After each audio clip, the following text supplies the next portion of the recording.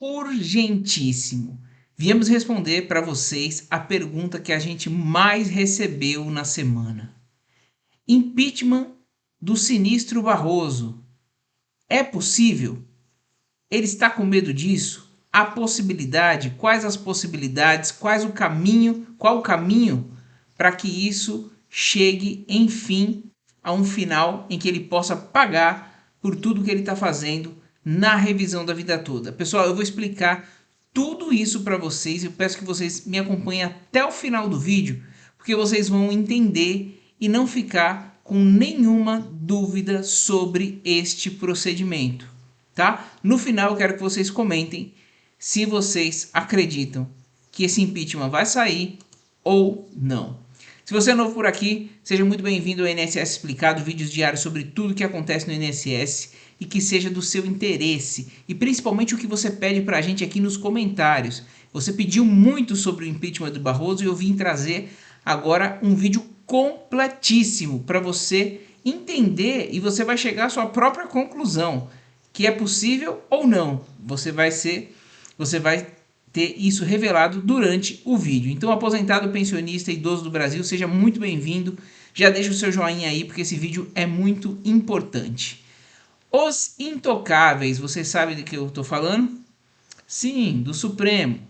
Por tudo que ele fez até agora contra os aposentados, você apoia um pedido de impeachment do ministro Roberto Barroso? Deixa aqui nos comentários e eu quero saber. Eu quero que você deixe nos comentários agora, porque depois que eu explicar tudo para você, eu quero saber se você mantém a sua opinião, tá? E eu torço para que você mantenha a sua opinião, porque eu vou mostrar para vocês que há possibilidade sim. Olha só, quero deixar a informação aqui também que as informações obtidas neste vídeo foram extraídas do excelente e confiável site www.politize.com.br. Então visite o site lá, muita informação importante, principalmente nesse momento político tão crítico do Brasil, em que a gente só fala de política, né? Nunca se falou tanto de política quanto hoje. Então estão aqui os intocáveis, é isso mesmo, o Supremo Tribunal Federal, que tanto tem atormentado, deixado ansioso a cabeça dos aposentados e pensionistas. Agora vamos lá. Nesse vídeo, pessoal, impeachment de Barroso, nós vamos apresentar informações necessárias para que você entenda o que é um ministro do STF, o que ele faz, quais são as possibilidades e qual é o rito para que um ministro sofra um impeachment, além de verificar alguns exemplos de pedidos já realizados. Entenda, você vai entender de cabo a rabo, você não vai ficar com opinião de vídeos curtinhos aqui. É possível sim, porque ele foi ruim com os aposentados. Não. Técnica, o que precisa para um impeachment? Eu vou mostrar aqui para vocês.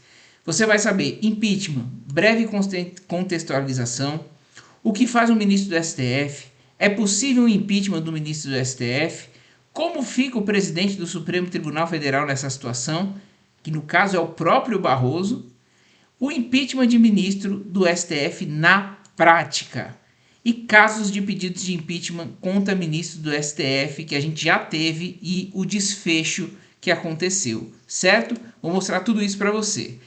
Impeachment é uma palavra inglesa que poderia ser traduzida como impedimento para o português. Nada mais é do que isso, impedimento de continuar no cargo. Trata-se do impedimento do agente público de continuar no exercício do seu cargo, e diferentemente do sistema do governo parlamentarista, em que a insatisfação geral pode culminar na queda do gabinete do governo, no sistema adotado pelo Brasil, o presidencialista, optou-se por criar um mecanismo de julgamento da autoridade caso ela tenha cometido algum crime de responsabilidade. Assim, peço que vocês prestem muita atenção em crime de responsabilidade. Esse termo ficou muito latente, muito famoso na época da Dilma. Então, guarde esse termo que a gente vai usar ele mais para frente. O Brasil já vivenciou 2 eventos históricos de impedimento, de impeachment, que culminaram com a destituição dos chefes do poder executivo do cargo. Ou seja, a gente teve a Dilma e a gente teve o Fernando Collor. Então, olha só, se dois presidentes que são autoridades máximas sofreram impedimento, um ministro do STF é tão difícil assim? Olha só, fica aqui a pergunta. Vamos lá, vamos explicar. O primeiro impedimento foi do ex-presidente Fernando Collor de Mello, em 92, e o segundo da Dilma Vana Rousseff, esse é o nome dela, em 2016. O impeachment resulta em um processo essencialmente político, pois seu processamento e julgamento se dará no Congresso Nacional por razões que podem ser mais políticas do que jurídicas. Olha a tristeza aqui. A gente está tendo um julgamento político, totalmente político, sobre a revisão da vida toda. E a gente fala aqui que, né, o julgamento de um impeachment ele é muito mais político do que jurídico. A Câmara dos Deputados admite a acusação e o Senado Federal julga o pedido. A Lei 10.079 de 1950, quem quiser dar uma olhadinha nessa lei, que define os crimes de responsabilidade e regula o processo de julgamento, traz a hipótese de ministro do STF ser processado e julgado por crime de responsabilidade. E diante da atual conjuntura política, faz-se necessário analisar tal possibilidade. O que faz o ministro do STF? O ministro do STF, na essência, é um juiz como qualquer um outro. Eles se portam como semideuses lá, humilham advogados, a gente já viu isso, mas eles estão na mesma classe. O ministro do STF, eu repito, na essência é um juiz como qualquer um outro.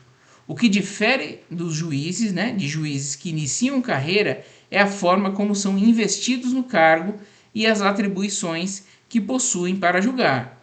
Enquanto os juízes de primeiro grau devem prestar um concurso para avaliar seus conhecimentos jurídicos, os ministros são indicados pelo presidente da República para assumirem um cargo, ou seja, basta uma indicação, né? E uma indicação política, né? Que é o que a gente está vendo agora.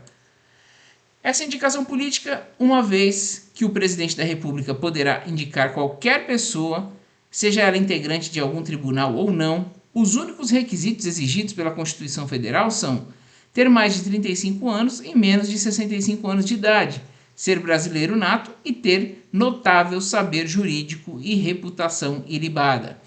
Feita a condição, feita a indicação, o candidato será sabatinado pela Comissão de Constituição e Justiça e Cidadania do Senado e, se aprovado, será a vez do plenário decidir pela aprovação do candidato por maioria absoluta, mais de 41 votos do total de 81 senadores.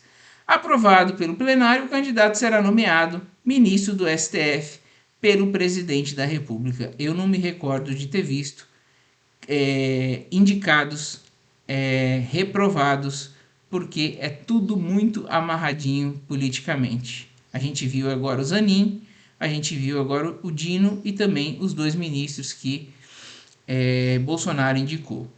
Empossado no cargo, este desempenhará funções próprias de juiz, mas o tema tratado está basicamente previsto na Constituição Federal. O que é constitucional, o que é inconstitucional. Por exemplo, um ministro do STF pode julgar ações diretas de constitucionalidades, ADC, e ações diretas de inconstitucionalidades, ADI, que você sabe que é o seu pesadelo aí, você que está assistindo.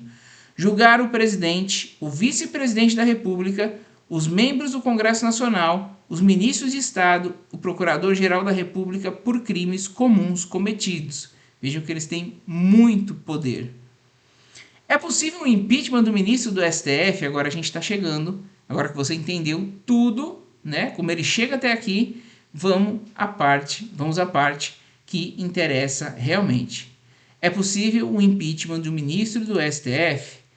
Sem maiores delongas, sim, é completamente possível. A Constituição não descreve quais são as hipóteses pelas quais um ministro poderá sofrer o impedimento, como faz com o presidente da República no artigo 85, mas ela estabelece que compete ao Senado julgar os ministros conforme já mencionado no artigo 52, inciso 2 da Constituição Federal. Ainda é mencionado que a Lei 10.079 de 1079, desculpa, de 1950, é quem estabelece os crimes e o rito pelo qual o ministro pode ser processado e julgado. O artigo 39 da lei do impeachment, chamemos assim, estabelece que, preste muita atenção nessa parte, pessoal, são crimes de responsabilidade dos ministros do Supremo Tribunal Federal. Agora eu vou falar os crimes de responsabilidade e eu quero que vocês façam um exercício aí. O Barroso, ele inferiu algumas dessas situações aqui que eu vou elencar. Vamos lá. Primeiro, alterar por qualquer forma, exceto por via de recurso, decisão ou voto já proferido em sessão no tribunal. Eu entendo que aqui ele está tentando mudar a revisão da vida toda em um voto que já foi proferido pelo tribunal e não é por via de recurso. Então, para mim, o número 1 aqui, ele já está tentando fazer isso. Ele não mudou ainda, mas ele quer mudar. E se ele mudar, ele vai entrar aqui nos crimes de responsabilidade. 2. Proferir julgamento quando, por lei, seja suspeito na causa. Pessoal, a gente tem o ministro André Mendonça, que sobre a revisão da vida toda, ele atuou como advogado-geral da União, ou seja, ele é totalmente suspeito, ele já tem uma opinião formada porque ele já atuou como advogado contra a revisão da vida toda. Então, ele julgar a revisão da vida toda, ele merece um impeachment aqui também, um pedido, porque ele está lá julgando, porque ninguém mexeu com ele, ninguém falou nada, aliás, aventaram isso, mas eles falaram que não tem nada a ver. O próprio ministro mais antigo, que me falta o nome dele aqui agora, ele julgou as ADIs, né, e foi aventado pelo Murilo White, lá no julgamento, que ele não poderia julgar as ADIs, porque ele já tinha sido advogado-geral da União também, o Gilmar Mendes. E ele disse que não tinha nada a ver. Simplesmente assim, sem qualquer fundamento jurídico. Para você ver como eles são arrogantes, para você ver como eles são intocáveis. Mas se enquadra sim. E principalmente na revisão da vida toda, eu entendo que André Mendonça é suspeito na causa. Sim. 3. Exercer atividade político-partidária. Gente, o Barroso, ele está totalmente exercendo uma atividade político-partidária. É um pedido do Lula isso. E o Lula tem comparecido ao STF para poder articular a revisão da vida toda, ou seja, o fim da revisão da vida toda. É uma atividade político-partidária. Sim, não é ali no papel oficialmente, mas ele está sim atuando dessa forma. Assim como o próprio Barroso sofreu um pedido de impeachment quando ele disse que derrotou o bolsonarismo, ou seja, ele tomou partido político e sofreu um pedido de impeachment por isso, mas não deu em nada. 4. Ser patentemente desidioso no cumprimento dos deveres do cargo. Ele está sendo extremamente desidioso desde quando ele está arrastando a revisão da vida toda. Isso é desídia, pessoal. Não tem um despacho dele justificando o porquê ele vai jogando a revisão da vida toda, remarcando para frente, causando prejuízos enormes a advogados, causando prejuízos enormes ao próprio erário, caso essa ação seja ganha, o INSS vai pagar muito mais de atrasados. Então ele está sendo sim desidioso. Então veja que de 1 a 4 aqui, eu entendo que ele se enquadra nos 4. Eu entendo isso. Você pode entender diferente e eu quero que você deixe nos comentários. E tem o 5. Proceder de modo incompatível com a honra, a dignidade e o decoro de suas funções.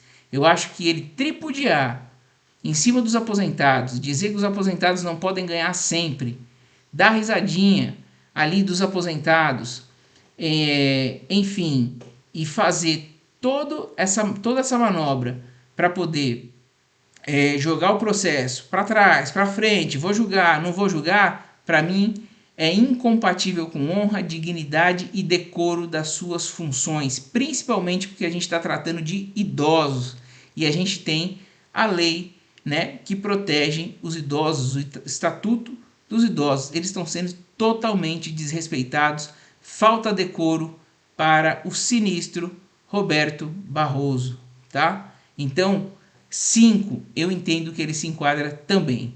Para não incorrer em equívocos, é importante abordar o que diz cada uma dessas hipóteses. Presta atenção. Alterar voto. Este item estabelece se o ministro alterar um voto ou uma decisão de um julgamento já encerrado. Ele comete crime de responsabilidade. Pessoal, o julgamento já da revisão da vida toda já está encerrado. Ele está em fase de embargos de declaração. O mérito já foi ganho e ele quer alterar o voto. Está errado. Uma leitura desavisada pode levar o leitor a incorrer no seguinte erro. Durante um julgamento, o ministro votou, mas no dia seguinte ele alterou o posicionamento sobre aquilo que está sendo julgado. Logo, ele cometeu o crime de responsabilidade. Na verdade, não. E não é o que o Barroso está fazendo. O Barroso está tentando pegar a revisão da vida toda, que já teve ganho no mérito, e alterar tudo. Tudo. Não é o voto dele que ele está tentando alterar. Então, não se enquadra no que está aqui. Não estamos fazendo confusão. Este item se refere ao julgamento já concluído, no qual todos os votos foram colhidos e a decisão final foi publicada. No decorrer de um julgamento, se o ministro votou de uma forma, mas antes que se encerrasse, dias depois ele altera o seu voto, ele não incorre em crime de responsabilidade. Tudo bem, não se enquadra no que a gente está falando. Barroso está fazendo outra coisa. Barroso está fazendo palhaçada. Tal modificação, inclusive, é permitida pelo regimento interno do Supremo Tribunal Federal, que diz o seguinte: cada ministro poderá falar 2 vezes sobre o assunto em discussão e, mais uma vez, se for o caso, para explicar a modificação do voto. Nenhum falará sem autorização do presidente, nem interromperá a quem estiver usando a palavra, salvo para as partes, quando solicitados e concedidos. 2. Suspeição. A suspeição ocorre quando o ministro for amigo íntimo ou inimigo da parte ou do seu advogado. Quando receber presente das pessoas que têm interesse no julgamento da causa, quando qualquer das partes for seu credor ou devedor, e quando o próprio ministro for interessado no julgamento da causa em benefício de qualquer das partes. Ele era interessado, pessoal. Ele era AGU, como eu falei, do ministro indicado por Bolsonaro. Caso o ministro julgue posteriormente, se comprove uma dessas hipóteses, ele terá incorrido em crime de responsabilidade. Já foi pedida a suspeição deste ministro, o terrivelmente evangélico, mas nada foi feito até agora. Para mim, ele é totalmente suspeito, porque ele já votou, ele já tem um entendimento contra a revisão da vida toda. Ele não poderia votar. Ele não tem uma isenção para chegar lá, pegar o processo e estudar. Ele já tem esse processo estudado há muito tempo e já tem uma opinião formada. Atividade político-partidária. Este item é autoexplicativo. O ministro não pode ter atividade partidária, como participar de campanhas eleitorais, manifestar-se a favor ou contra determinado partido em questões estritamente políticas e etc. Isso não significa que, se ele decidir a favor de um partido político ao qual é integrante, o presidente da República que indicou julgará com parcialidade. Eu entendo que dá para enquadrar o Barroso aqui também. Ele foi muito mais enfático quando ele disse que derrotou o bolsonarismo, que não era função dele, né? Então, aqui está muito mais velado, né, na caso da revisão da vida toda, a atividade político-partidária dele. Inclusive, a indicação dele vem do PT. Mas, enfim, esse daqui é o mais brando, mais difícil de enquadrá-lo. Ser desidioso, para mim, ele é totalmente desidioso. Este item é muito subjetivo e difícil de caracterizar. Ser desidioso significa ser preguiçoso e negligente. Ele é totalmente negligente com a revisão da vida toda. Preguiçoso? Não sei. Eu entendo que quando ele entra na sessão ali e com atraso, para o café, que é de meia hora, e fica lá 1 hora e meia, é preguiçoso sim.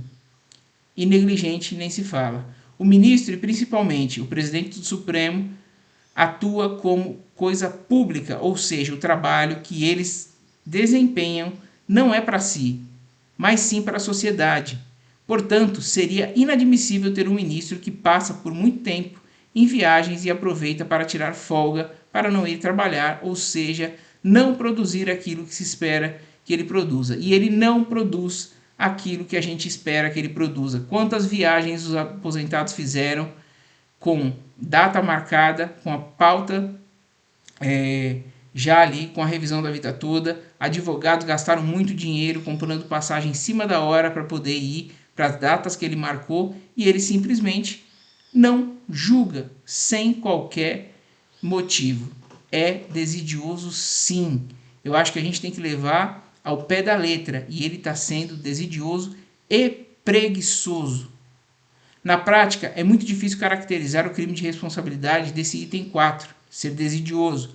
O artigo 39, pois, comumente os ministros são pessoas altamente capacitadas, ou seja, intocáveis. Honra, dignidade e decoro é o 5. Este item também é muito subjetivo, mas vamos aqui imaginar que o ministro, durante o julgamento, profira palavras de baixo calão. Tal atitude seria inadmissível e a melhor solução seria impedi-lo de continuar desempenhando as funções de ministro. O próprio Barroso já teve situações assim em que ele agrediu um dos ministros, um dos decanos, que foi Gilmar Mendes, mas nada aconteceu com o senhor intocável. E como fica o presidente do Tribunal Federal, que coincidentemente é o Barroso? Artigo 39. A lei do impeachment estabelece que constituem também crimes de responsabilidade do presidente do Supremo Tribunal Federal ou do seu substituto quando no exercício da presidência as condutas previstas no artigo 10 desta lei, quando por eles ordenadas ou praticadas. Vamos lá, vamos explicar isso daqui. O artigo 10, a que se faz menção, versa sobre crimes cometidos contra a lei orçamentária. Aqui não é o caso, tá? Mas eu vou passar rapidinho aqui para vocês entenderem. Para entender essa questão, primeiro vamos ver brevemente o que é a lei orçamentária. A Constituição Federal estabelece no artigo 65 3 tipos de lei orçamentárias: a plurianual, a PPA, a Lei de Diretrizes Orçamentárias, a LDO, e a Lei Orçamentária Anual, a LOA, certo? Impeachment de ministro do STF na prática. A lei do impeachment estabelece o procedimento que se divide em denúncia, artigo 41 e seguintes, acusação e defesa, artigo 58 e seguintes, e sentença, artigo 68 e seguintes. Denúncia do ministro do Supremo Federal. Diferentemente do impeachment do presidente da República, em que se inicia na Câmara dos Deputados, a denúncia contra o ministro do STF é feita no Senado Federal. Então veja, eles têm muito poder sobre o Senado. A gente tem aqui que os poderes são independentes, mas quem julga crimes do Senado, crimes praticados fora da atribuição, é o próprio STF. Então, no fundo, o Senado tem um certo medo do STF. E isso acaba prejudicando também esse pedido de impeachment. A seguir, eu vou mostrar o passo a passo aqui para vocês da denúncia. Primeiro passo: qualquer cidadão pode denunciar um ministro do STF. Qualquer cidadão pode denunciar um ministro do STF. Você mesmo que está me escutando aqui. Para que a denúncia seja aceita, o ministro precisa estar no cargo. Caso contrário, o processo não terá seguimento. Barroso está lá no cargo, tá? Assim como o Mendonça está lá no cargo e eu entendo que ele é suspeito por ter sido AGU. Segundo passo: A petição a ser entregue deve conter a assinatura do denunciante com firma reconhecida os documentos que comprovem o crime ou ser declarada a impossibilidade de entregar, desde que indique onde a prova pode ser encontrada. E se o crime tiver prova testemunhal, essas deverão ser indicadas em número 5 de 5 no mínimo. Terceiro passo, o presidente do Senado poderá dar seguimento ou não. Sobre o ponto, o artigo 44 da lei do impeachment diz que, recebida a denúncia pela mesa do Senado, será lida no expediente da sessão seguinte, leia-se, reunião realizada no plenário do Senado, e despachada a uma comissão especial, leia-se, após a leitura do plenário, uma comissão de senadores analisará a denúncia, eleita para opinar sobre a mesma. Aí, aquela comissão que vai provavelmente favorecer este ministro, se ele for ali da patota da política. A controvérsia que se pode criar é, se tantas denúncias já foram feitas, por que não é dado seguimento ao processo? Porque protocolar denúncia não significa que ela será recebida. Primeiramente, cabe ao presidente do Senado decidir pelo recebimento e seguimento da denúncia. Antes do presidente do Senado decidir se a denúncia segue ou não, os advogados do Senado emitirão um parecer que normalmente é adotado pelo presidente. Se a decisão for positiva, então será feita a leitura na sessão seguinte. Outro problema daí advindo se refere ao prazo para que o presidente aprecie essas denúncias. Não tem prazo, ele pode ficar engavetado lá. É isso mesmo, pode ficar engavetado, assim como a revisão da vida toda está engavetada, você vai lá, perde seu tempo, faz toda a fundamentação, denuncia o Barroso e aí não tem prazo, simplesmente não tem prazo. Vai para a gaveta lá, ou se for um processo virtual, vai para a gaveta virtual lá, uma pasta virtual, e fica lá. Se ele não quiser julgar nunca mais, fica lá. Olha que absurdo. Quarto passo, supondo que a denúncia foi recebida e teve seguimento, uma comissão especial será instalada para discutir o parecer sobre a denúncia no prazo de 10 dias, aí quando ele for pautado. O parecer consiste em dizer se a denúncia deve ser julgada ou não. Para a aprovação do parecer sobre a denúncia, bastará uma maioria simples daqueles que estiverem presentes na sessão. Se os senadores entenderem que a denúncia não deve ser apreciada, ela será arquivada, mas se for aceita, cópias serão remetidas para que o denunciado responda no prazo de 10 dias às acusações. Após o prazo de 10 dias para a defesa, o Senado dará um parecer também dentro de 10 dias sobre a procedência ou improcedência da acusação. Quinto passo, se o parecer final for admitido, o denunciado sofrerá as seguintes consequências. Aí sim, isso nunca aconteceu, tá, pessoal? Só para mostrar para vocês. As consequências seriam essas.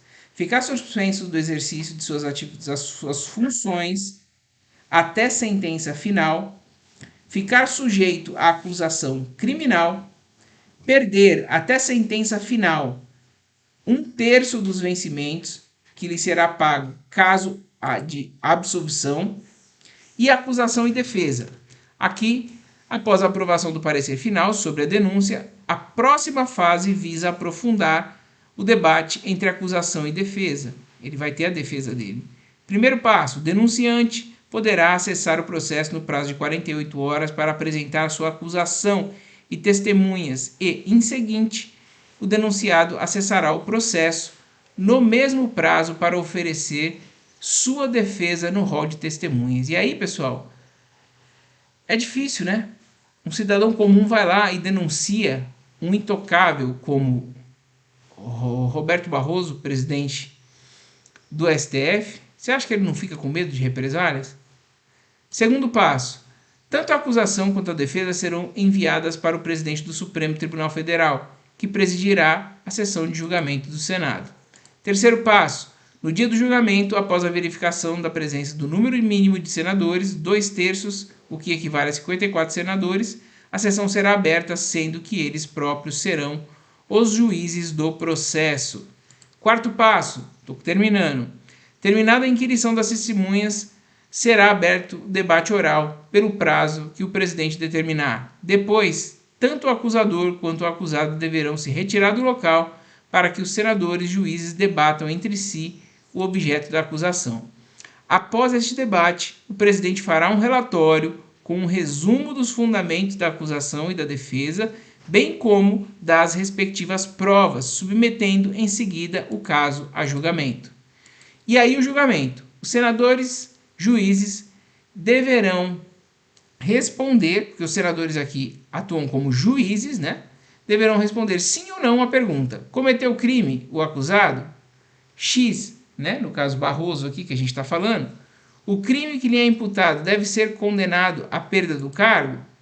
Para a condenação, 2/3 dos senadores e juízes deverão responder sim. Após isso, o presidente do julgamento fará nova consulta para saber se o condenado ficará inabilitado por prazo não superior a 5 anos para exercer qualquer função pública. Se a sentença absolver o acusado, ele será reabilitado para suas funções com direito à restituição da parte do salário que ficou retido. Oh, maravilha, né? A sentença será assinada tanto pelo presidente do julgamento quanto pelos senadores e juízes. E, quando eu falo senadores e juízes, são senadores normais que eles estão atuando como juízes julgando o caso do impeachment. E será informada pelo STF ao presidente da República.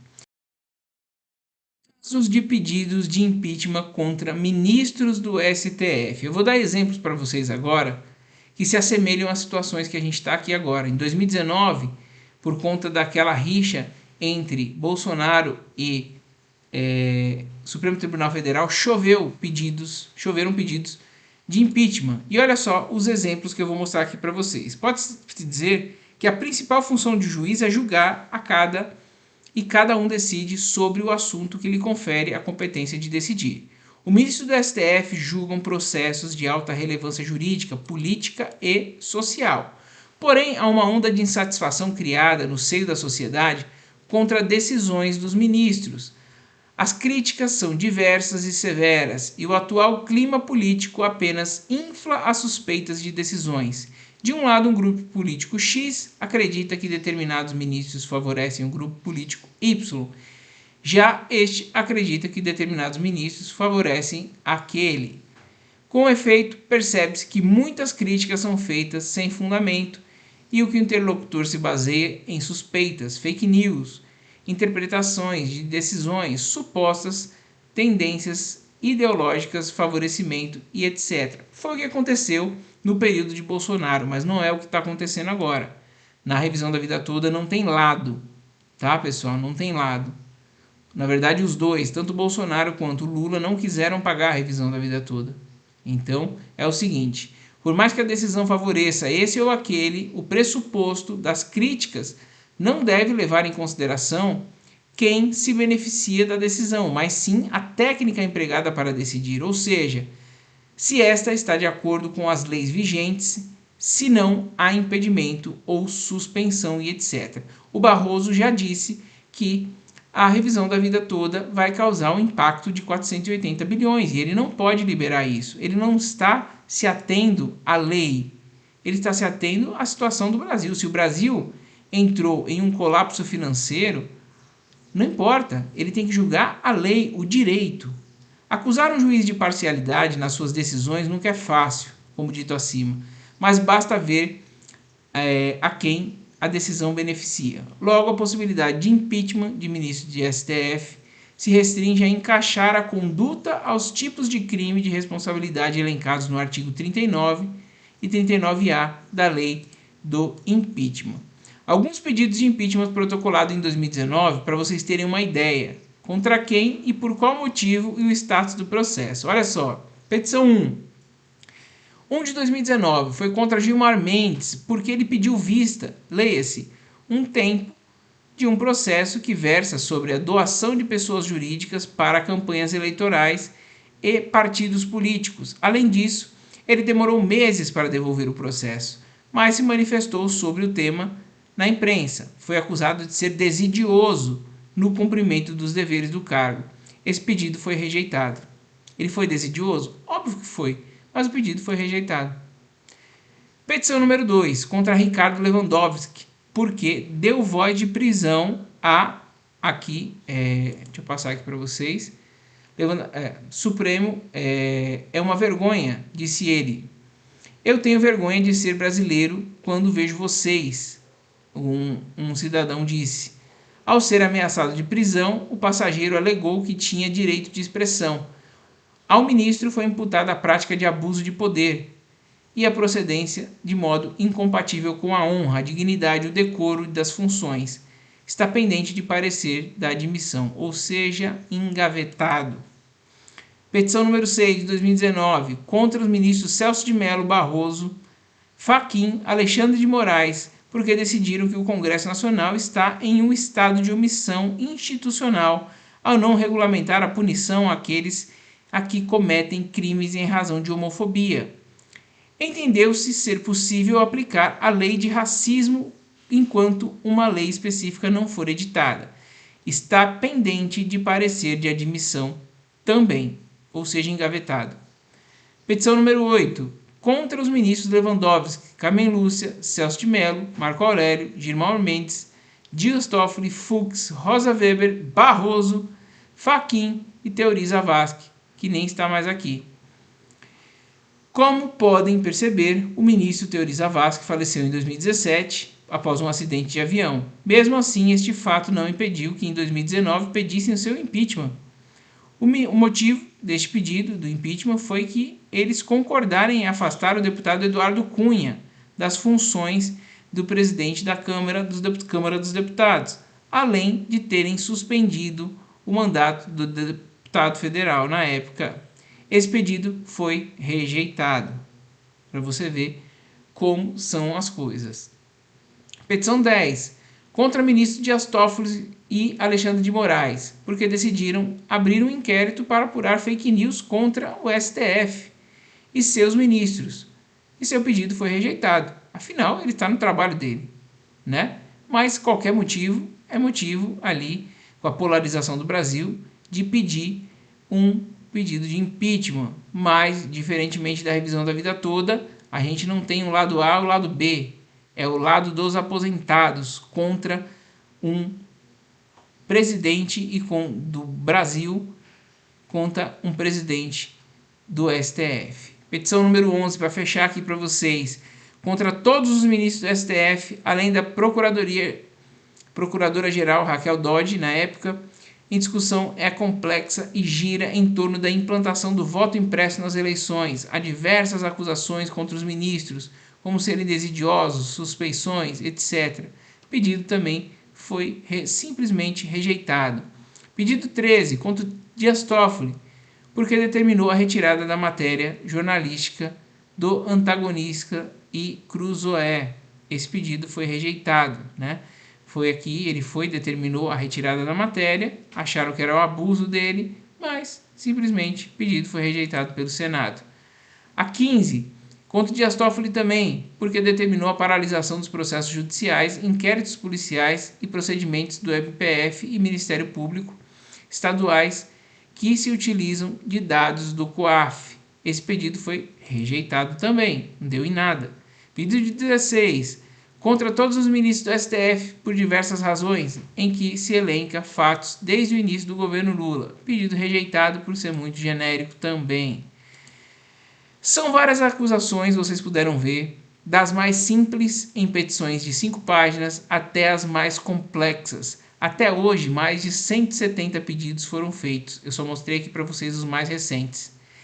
Em petições que somam mais de 4.000 páginas, mas em que pese todas essas tentativas de impeachment contra o ministro do STF, recorde-se o citado no início deste vídeo. Impeachment é um processo essencialmente político. Vou repetir, impeachment é um processo essencialmente político. Enquanto a situação entre os ministros e o parlamento não se desgastar ou enquanto os fatos a eles imputados não forem de extrema gravidade do ponto de vista jurídico, ético, moral, político, etc., é grande a probabilidade dessas denúncias não prosperarem, ou seja, nunca prosperarem como nunca prosperaram. Neste vídeo, não se pretende adentrar no mérito daquilo que se alega nas denúncias contra os ministros acima citados, mas sim afirmar que o ordenamento prevê a possibilidade do impeachment deles conforme hipóteses citadas. Deve-se ponderar que todo processo de impeachment gera uma crise institucional, sim. Agora, cabe ao presidente do Senado avaliar o segmento ou não e não ter rabo preso com o STF, porque crime de responsabilidade vai cair no STF e aí ele vai estar pego. É isso. É o medo de um e de outro. É medo de cometer um crime aqui, o senador, crime de responsabilidade, o Senado vai lá e caça ele. E também um componente do Supremo cometer um crime, sofrer um impeachment e ficar ali marcado pelo STF para quando esse senador cometer algum equívoco, ele também ser cassado. Então, um tem medo do outro. Enfim, é isso que acontece, infelizmente. Então, pessoal, resumindo agora para vocês, é possível, eu entendo que o Barroso se enquadra em todas as questões ali sobre a possibilidade dele sofrer o impeachment, mas eu vejo que, por ser um processo político, a revisão da vida toda já está sendo definida politicamente, ele está se expondo, ele está se expondo em prol do governo, botando a cara, e com certeza o governo, o Senado não vão deixar ele sofrer esse impeachment, ainda que chova processos de pedido de impedimento para ele. É possível? Respondendo a pergunta, é possível. Mas a gente viu que a política, o sistema é bruto, o sistema é forte, o sistema é unido contra o brasileiro, contra os aposentados nesse caso. Então, infelizmente, a gente vê aqui que é totalmente possível, mas que vai ser engavetado ou vai ser rejeitado. Então, a gente tem que ir pelas vias judiciais mesmo, acreditar, tentar fugir o máximo da política, porque o impeachment de Barroso é possível, mas é muito, muito, muito remoto. Por isso eu fiz esse vídeo aqui, um pouco longo, mas que mostra para vocês de cabo a rabo o porquê, né? Temos todos os motivos, mas também o porquê ele deve ser engavetado ou rejeitado pelo Senado por conta da política que tanto judia da gente e prejudica o brasileiro e, nesse momento, os aposentados e pensionistas. Eu espero que vocês tenham entendido. Se vocês mudaram de ideia no comentário inicial, coloquem aqui nos comentários se vocês entendem agora se é possível ou não, né? E se é possível, e se você acha que prosperaria diante de um sistema tão corrupto que a gente tem, em que os três poderes se protegem de uma forma em que ninguém consegue transpassar. Certo, pessoal? Me alonguei demais, espero que vocês tenham entendido. Muito obrigado pela audiência, um forte abraço e até o próximo INSS Explicado. Certo?